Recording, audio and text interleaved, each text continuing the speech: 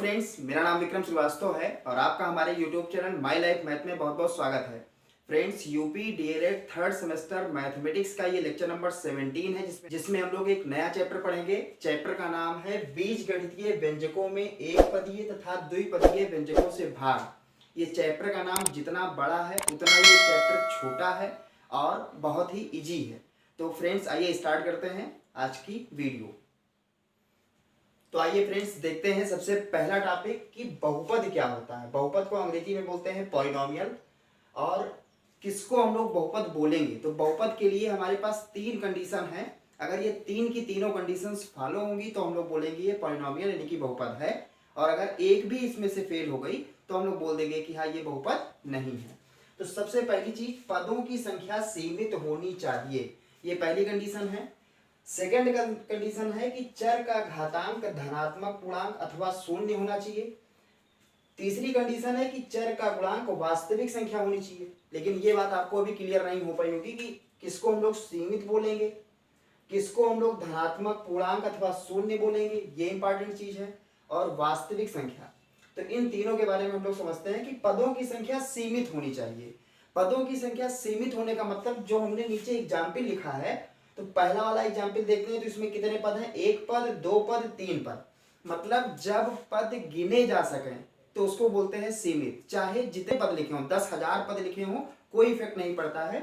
मतलब ये है सीमित का मतलब उसको बोलते हैं जिसमें पदों को काउंट किया जा सके। अब अगर यहाँ पे आगे डाट डाट डाट लगा होता, प्लस लगा के डाट डाट डाट लगा देते, तो फिर उसमें हम पदों की संख्या क्लियर मतलब हम लोग काउंट नहीं कर पाएंगे कि कितने पद हैं। तो जब काउंट कर ले जाएं कि इसमें 1, 2, 3 पद हैं, तो इसको हम लोग बोलेंगे ये सीमित है। मतलब कितने हैं, 3 है, 4 है, 5, इससे कोई मतलब नहीं, सीमित होना चाहिए।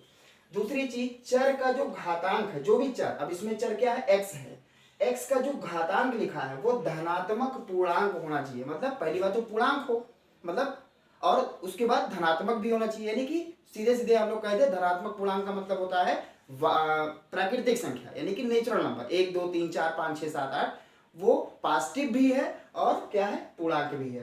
तो यहाँ पे क्या लिखा है, x की पावर 2 है यानी कि धनात्मक पूर्णांक है। x की पावर यहाँ पर कितनी है, 1 होगी, कुछ नहीं लिखा है तो इसका मतलब 1 लिखा होगा, तो इसको बोलते हैं धनात्मक पूर्णांक। अगर धनात्मक पूर्णांक है तो अच्छी बात है, धनात्मक पूर्णांक और अथवा शून्य हो, ये दूसरी कंडीशन हुई। कोई भी चीज लिखी होगी उसको हम लोग चेक करना होगा कि ये बहुपद है कि नहीं है, तो ये तीनों कंडीशंस फॉलो होनी चाहिए। थर्ड कंडीशन में क्या कह रहे हैं, चर का गुणांक वास्तविक संख्या होनी चाहिए। अब हम लोग ये कैसे जान पाएंगे कि चर का जो गुणांक है, मतलब जो x लिखा है इसका गुणांक जो है मल्टीपल, मतलब किससे गुणा किया गया, यहाँ पर कुछ नहीं लिखा तो इसका मतलब 1 लिखा होगा, तो ये वास्तविक है कि नहीं है। तो दुनिया की सभी संख्याएं वास्तविक होती हैं, सिर्फ एक संख्या ऐसी होती है जो वास्तविक नहीं होती है। ये आप जान लें कि जब अंडर रूट के अंदर क्या लगा हो, माइनस लगा होता है, तो ये वास्तविक नहीं होता है। जब अंडर रूट के अंदर ही माइनस लगा होता है तो वो वास्तविक नहीं होता है, वो काल्पनिक होता है, इमेजिनरी होता है। बाकी दुनिया में जितनी भी संख्याएं आज तक आपने देखी पढ़ी सुनी होंगी, वो सभी संख्याएं क्या होती हैं, वास्तविक। तो ये संख्या वास्तविक नहीं है। तो हम लोग इन तीनों कंडीशंस को आप चाहे लिख लें, चाहे इसका स्क्रीनशॉट ले लें, जिससे आपको जैसे ही कोई चीज लिखी हो, इसको आपको चेक करना है कि ये बहुपद है कि नहीं है, तो आप इजीली इसको देखें। पहली कंडीशन ये फॉलो हो रही है, 3 है। दूसरी कंडीशन जो चर का घातांक है वो भी हमने आपको बता ही दिया कि हाँ ये धनात्मक पूर्णांक है। और तीसरी चीज है कि चर का गुणांक वास्तविक संख्या, तो x स्क्वायर के पहले 1 लिखा है, वास्तविक होगा, x के पहले 5 लिखा है तो ये वास्तविक। इसका मतलब ये तीनों कंडीशंस फॉलो कर रहा है, ये पहला वाला बहुपद यानी कि पॉलिनोमियल है। सेकंड वाले में चेक करते हैं, इसमें 1, 2, 3, जब आप इन तीनों को थोड़ा सा अच्छे से याद कर लेंगे तो ये बड़ा आसान सा काम हो जाए। देखिए पहली कंडीशन तो साफ साफ दिखाई दे रही है, 1, 2, 3 पद हैं, सीमित है। दूसरी कंडीशन क्या कह रहे हैं कि चर जो है x है, y है, कुछ भी है, इसका जो घातांक है वो धनात्मक पूर्णांक या 0 हो। तो ये देखिए 4 लिखा है, ये धनात्मक है, पूर्णांक है। x की पावर कुछ नहीं लिखी है तो 1 लिखी होगी, ये धनात्मक पूर्णांक है। तो इसका मतलब ये सेकेंड कंडीशन भी हमारी अभी तक सही है। चर का जो गुणांक है वो वास्तविक संख्या होनी चाहिए, तो x की पावर जो 4 लिखा है इसके पहले 1 लिखा होगा, वो वास्तविक है। इसके पहले अंडर रूट 7 लिखा है, तो अंडर रूट 7 तो वास्तविक होता है। अगर अंडर रूट के अंदर माइनस लगा होता तब हम कहते हैं कि हाँ ये वास्तविक नहीं है। तो ऐसी कंडीशन में ये भी क्या है, एक बहुपद है। तीसरी कंडीशन में 1, 2, 3, 4 पद, पहला कंडीशन सही। दूसरी कंडीशन में इसकी पावर 7 है, इसकी पावर 5 है, इसकी पावर 3 है, ये धनात्मक पूर्णांक की श्रेणी में आ गया। और तीसरी कंडीशन, इसका जो गुणा किया गया है, तो आपको वास्तविक के लिए सिर्फ इतना ही चेक करना है कि जो भी x या y या z या जो भी चल रहा है, जो भी चर चल रहा है, उसको जिससे गुणा किया गया है, कहीं ऐसा तो नहीं कि हाँ अंडर रूट के अंदर माइनस लगा हो।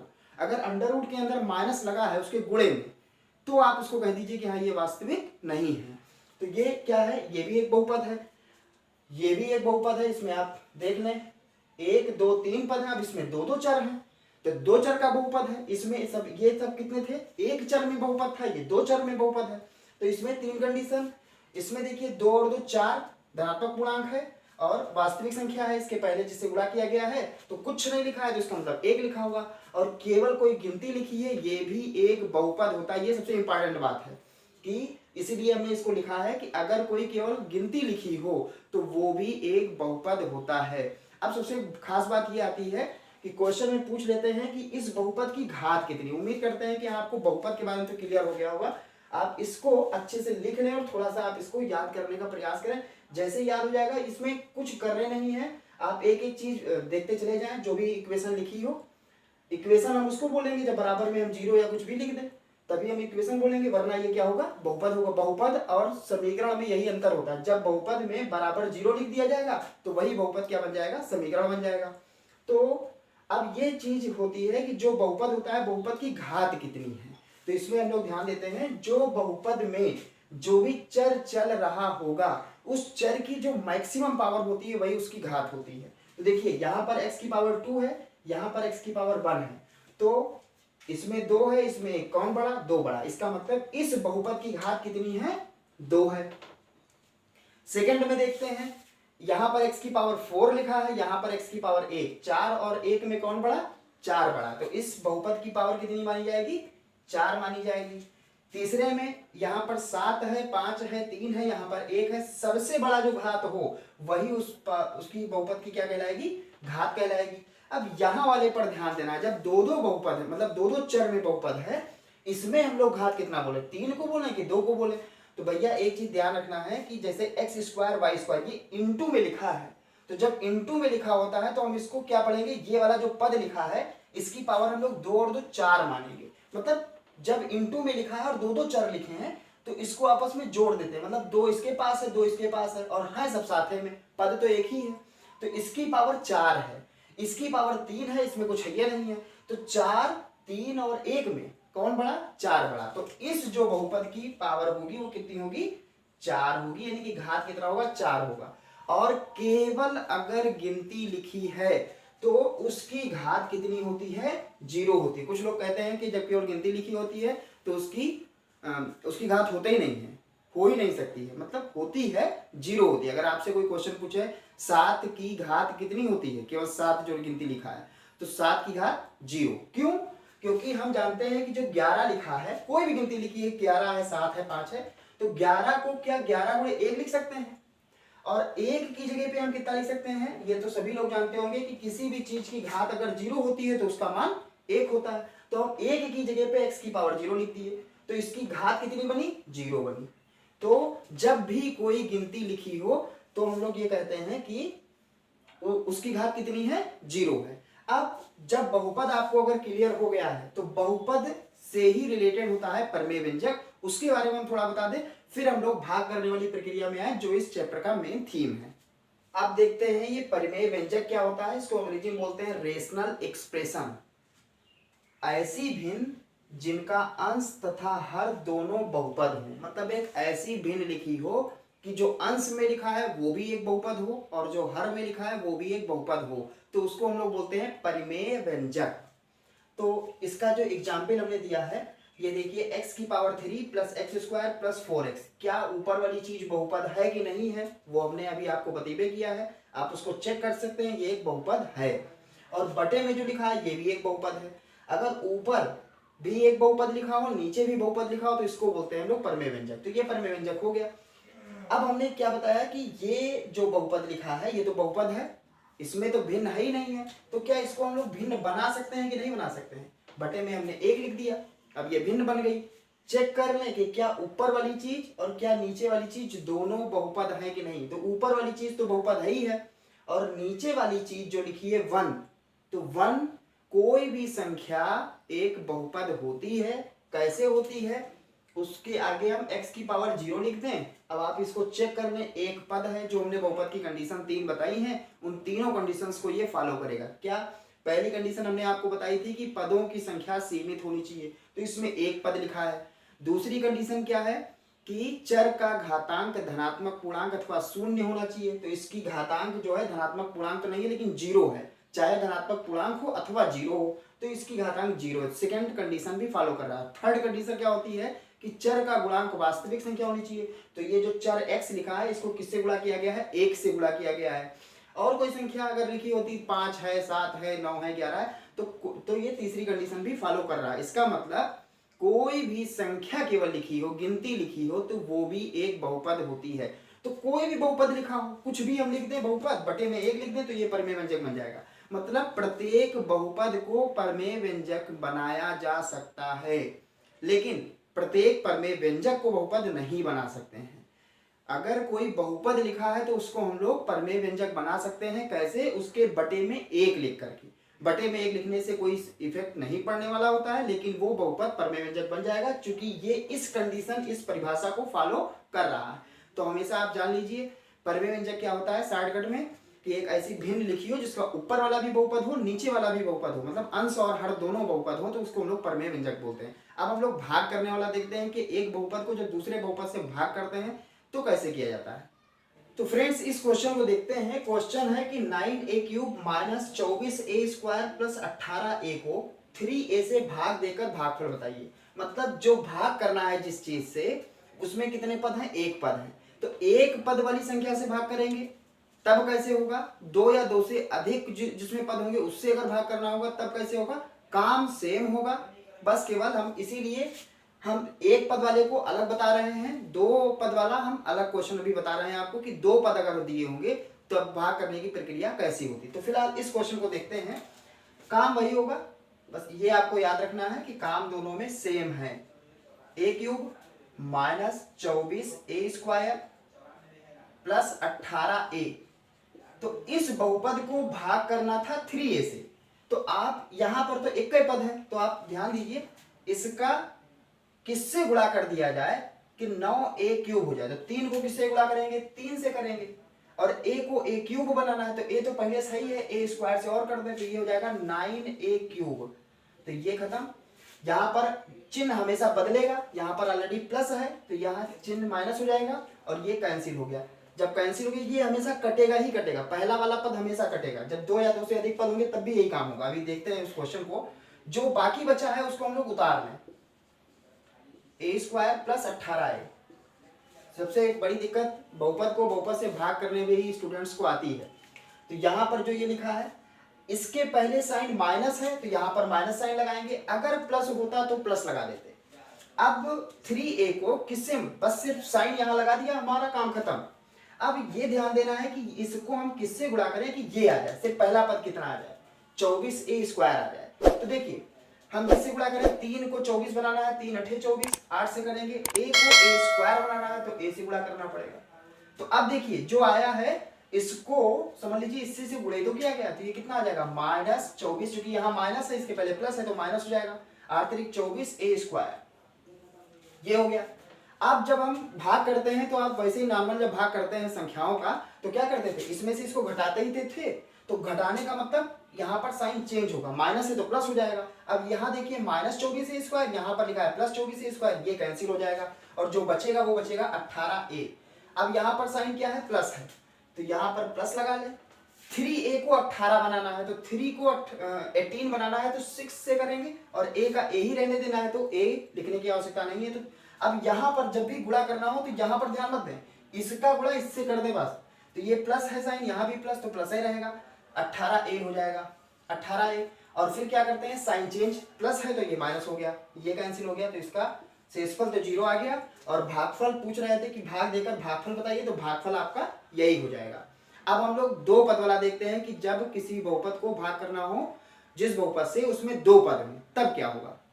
फ्रेंड्स इस क्वेश्चन में देखते हैं। क्वेश्चन लिखा है 15x³ minus 20x² plus 13x minus 12 में 3x माइनस 6 से भाग देकर भागफल तथा शेषफल ज्ञात कीजिए। मतलब इस बहुपद को भाग करना, ये एक बहुपद है, और इस बहुपद से भाग करना, इसमें दो पद हैं। दो पद हो, तीन पद हो, चार पद हो, प्रक्रिया सब में सेम होती है। हम दो पद वाला बताया दे रहे हैं आपको। तो यहाँ पर देखिए आप क्या लिखा है, 3x माइनस 6 से डिवाइड करना है 15x की power 3 minus 20x square plus 13x minus 12। तो आपको ध्यान दो या दो से अधिक पद लिखे हो तो ध्यान किस बात पर करना होता है, सिर्फ इसका पहला पद देख लें और इसका पहला पद। पहली बात तो जिस चीज को भाग करना है, जिस चीज से भाग करना है, ये अवरोही क्रम में लिखा होना चाहिए। मतलब सबसे बड़ी पावर पहले, फिर उससे छोटी पावर, फिर उससे छोटी पावर, फिर उससे छोटी पावर। अगर पहले से लिखा है तो अच्छी बात है, नहीं लिखा है तो उसको अवरोही क्रम में चेंज कर लें। मतलब बड़े से छोटे क्रम में इसको आप चेंज कर लें। चेंज होने के बाद इसका सिर्फ पहला पद देखें और इसका पहला पद देखें। 3x को 15x क्यूब बनाना है आपको, तो 3 को किससे मल्टीप्लाई करेंगे, 5 से करेंगे, तब 15 हो पाएगा। और x को x क्यूब बनाना है तो x स्क्वायर से करेंगे। अब ध्यान दें, जब यहां पर ये क्लियर हो गया, पहले पद को, इस पहले पद को देखें, इसके पहले पद को देखें कि किससे गुणा किया जाए तो काम होगा। तो 5x स्क्वायर, अब जो भी 5x स्क्वायर आया इनका दोनों से गुणा करके लिख दें, इससे भी कर दें, इससे भी कर दें, तो ये तो 15x क्यूब आ ही जाएगा। इसी के लिए हमने पूरी कहानी गढ़ी है। और 5x स्क्वायर, यहाँ पर ध्यान दें ये प्लस है, यहाँ पर साइन माइनस है तो ये माइनस हो जाएगा। 5 का 6 से गुणा हो तो 30 हो जाएगा और x स्क्वायर हो जाएगा। फिर क्या करते हैं, जैसे ही घटाते हैं साइन चेंज होता है, यहाँ प्लस है तो माइनस, यहाँ माइनस है तो प्लस। पहला वाला तो कट ही जाएगा, ये कन्फर्म है। अगर नहीं कटा तो समझ लीजिए आप गलत कर रहे हैं। यहाँ पर देखिए एक्स स्क्वायर, यहाँ भी एक्स स्क्वायर, इसका मतलब जुड़े घटेगा। ये -20 है, ये +30 है, ये -20 है, ये +30 है, तो कितना बचेगा, +10 बचेगा, 10x स्क्वायर बचेगा। और जो बाकी बचा वो आप उतार लें। इस क्वेश्चन में एक खासियत और है, अभी हम आपको बता रहे हैं। अब देखिए 3x, इसका सिर्फ पहला देखिए, समझ लीजिए ये कहीं यही क्वेश्चन आपका बन गया। इसका पहला देखिए, इसका पहला देखिए। हमें 3 को 10 बनाना है, किससे गुणा करें कि 10 बने, नहीं बनेगा, चूंकि 3 के पाले तो 10 आते ही नहीं है। तो यहां पर हमने इसीलिए इस क्वेश्चन को लिया है, जिसमें आपको एक ही क्वेश्चन में दो समस्याएं आपकी मतलब क्लियर हो जाएंगी। तो यहाँ पर पहले ध्यान दें, यहाँ साइन प्लस है तो इसके साइन प्लस लगा दें। 3 को 10 तो नहीं बना सकते हैं, तो करेंगे क्या, किस चीज से गुणा करें। तो बहुत शार्ट में सोचने के लिए, जैसे ही ऐसी कोई संख्या मिल जाए कि जिसके पहाड़े में ना आता हो, तो जो भी यहाँ पर संख्या लिखी हो इसको आप बटे में भेज दें, और जो यहाँ पर लिखा हो इसको आप ऊपर भेज दें। देखिए 3 को 10/3 से गुणा करेंगे। देखिए 3 को 10/3 से करेंगे, 3 से 3 कटेगा, 10 ही आ जाएगा। तो जब भी इस तरह से हो कि जो जिसके पहाड़े में ना आ रहा हो, तो जिस चीज से भाग कर रहे हैं इसको आप बटे में भेज दें, और जो लाना है उसको आप गुणे में भेज दें, तो काम आपका हो जाएगा। और अब देखिए ये तो हो गया संख्याओं वाला। x को x स्क्वायर बनाना है तो x से मल्टीप्लाई करना पड़ेगा। तो भैया अब ये आ गया, इसका गुणा दोनों से कर दो, तो ये तो 10x स्क्वायर आ जाएगा। और इसका जब गुणा इसके साथ होगा तो यहाँ साइन प्लस है, यहाँ साइन माइनस, तो हो जाएगा माइनस। और 6 का गुणा 10/3 से होगा, तो जहां पर 3 लिखा था उसकी जगह 6 आ गया। 3 दूनी 6, 10 दूना 20, तो ये 20 हो जाएगा। और यहाँ पर x का गुणा जब होगा तो x आ जाएगा। मतलब पहले आप चेक कर लें कि इतना आ गया, इसका दोनों से गुणा कर देना। 3 पद यहाँ लिखे होते तो तीनों से गुणा करके लिख देते। फिर इसके बाद क्या करना है, साइन चेंज, यहाँ माइनस, यहाँ प्लस, पहला तो कट ही जाएगा। यहाँ पर क्या लिखा है 13x, यहाँ पर +20x, इस माइनस को भूल जाइए, नीचे वाला ध्यान देना है। तो 13 और 20 कितना हुआ, 33 हुआ, 33x माइनस 12। अब देखिए 3x को किस, पहली बात तो यहाँ साइन प्लस है तो प्लस लगा दें। 3x को किससे गुणा करें कि 33 हो जाए, तो 3 को किससे गुणा करेंगे, 11 से। और x पहले से था तो हमें गुणा करने की कोई आवश्यकता नहीं है, यानी कि कुल मिला के हमें 11 से गुणा करना है। अब ये 11 आ गया, 11 का दोनों से गुणा करके नीचे लिख दें, तो 11 का जब 3x से गुणा होगा तो ये हो जाएगा 33x। और यहाँ पर साइन प्लस, यहाँ पर माइनस, तो ये हो जाएगा माइनस। 11 का 6 से गुणा हुआ तो हुआ 66। यहाँ पर साइन माइनस हो जाएगा, यहाँ पर प्लस हो जाएगा। पहला तो कटना ही कटना है, कन्फर्म बात है। इसमें देखिए -12 + 66, यानी 66 प्लस में है और 12 माइनस में। 66 में से 12 गया तो कितना बचेगा, 54 बचेगा। तो अब आपका फाइनल हो चुका है। क्यों हो चुका है, क्योंकि इसकी पावर 1 है और यहाँ पर जो शेषफल बच रहा है वो 1 से छोटा बच रहा है। तो जब छोटा बचने लगे तो समझ लीजिए आपका भाग कंप्लीट हो गया है। यहाँ पर आपको अब ध्यान देना है कि भागफल कितना हुआ, भागफल ये हुआ। शेषफल कितना हुआ, 54 हुआ। इसको आप जानते हैं, इसको भाज्य बोलते हैं, भाज्य। और इसको बोलते हैं भाजक। 4 चीजें टोटल होती हैं। जब भी हम लोग भाग करते हैं तो उसमें 4 चीजें कभी कभी पूछ लेते हैं, भागफल क्या होगा, शेषफल क्या होगा, भाज्य क्या होगा, भाजक क्या होगा। तो जो भाग करने के बाद आया इसको भागफल, जो नीचे आया इसको शेषफल, इसको बोलते हैं भाज्य और इसको बोलते हैं भाजक। ये 4 चीजें होती हैं। तो इसमें भागफल और शेषफल के बारे में पूछा गया था। अब इसी क्वेश्चन में हम एक खास बात बता दें, कभी कभी क्वेश्चन में पूछते हैं क्या ये वाला बहुपद जिससे भाग करना है इसका गुणनखंड है क्या, मतलब इसके फैक्टर है क्या कि नहीं है। मतलब गुणनखंड ये वाला जो इस बहुपद से भाग करना है, ये वाला बहुपद जिसको भाग करना है उसका एक गुणनखंड है कि नहीं है। तो जब भी आपसे गुणनखंड यानी कि फैक्टर की बात करेगा कि एक बहुपद दूसरे का गुणनखंड है दूसरे बहुपद का कि नहीं है, तो गुणनखंड चेक करने के लिए हम जिसको पूछ रहे होते हैं उससे हम लोग भाग करते हैं। मतलब जैसे अगर यही इसी क्वेश्चन में पूछ लिया था कि क्या ये वाला बहुपद इसका है गुणनखंड की नहीं है, तो इस बहुपद से इसको चेक करना है, इस बहुपद से इस बहुपद को आप भाग करें, सिंपली भाग करना है। और अगर शेषफल 0 आ जाए तो वो उसका गुणनखंड कहलाता है, और अगर शेषफल 0 नहीं आएगा तो वो गुणनखंड नहीं होगा। सिर्फ गुणनखंड करने वाले में क्वेश्चन कभी कभी पूछ लेते हैं कि ये पहला बहुपद दूसरे का गुणनखंड है कि नहीं है। तो जिस बहुपद के बारे में पूछ रहे होते हैं कि गुणनखंड है कि नहीं है, उस बहुपद से दूसरे बहुपद को हम भाग करेंगे। सिंपली जैसे हम लोग भाग करने की प्रक्रिया सीखे हैं, भाग करेंगे। अगर उसका शेषफल 0 आ गया तो हम बोल देंगे कि ये इसका एक गुणनखंड यानी कि फैक्टर है, और अगर नहीं आया तो गुणनखंड नहीं है। तो ये पूरे चैप्टर का एनालिसिस था। पूरा चैप्टर हमको लगता है कि आपको बहुत अच्छे से क्लियर हो गया होगा। ये बहुत ही छोटा चैप्टर था, लेकिन जितनी भी चीजें थी, चाहे वो बहुपद हो, चाहे वो परिमेय व्यंजक हो, चाहे उसकी घात के बारे में हो, एक पद से भाग करना बहुपद का, 2 पद या 2 से अधिक पद से भाग करना, और गुणनखंड, इतने ही टॉपिक इस चैप्टर में हैं। और वो सारे टॉपिक्स हमको लगता है कि आपको क्लियर हो गए होंगे। कमेंट बॉक्स में आप कमेंट करके जरूर बताइएगा कि आपको ये चैप्टर कितना समझ में आया। वीडियो अगर हमारी अच्छी लगी हो तो आप इसे लाइक करें, अपने दोस्तों को अधिक से अधिक शेयर करें, और अगर आप हमारे फर्स्ट टाइम देख रहे हैं तो आप हमारे चैनल को सब्सक्राइब करके बेल आइकन के बटन को प्रेस कर लें, जिससे हम जैसे ही कोई वीडियो अपलोड करें आप तक नोटिफिकेशन सर्वप्रथम पहुंच जाए। मिलते हैं नेक्स्ट लेक्चर में, तब तक के लिए धन्यवाद।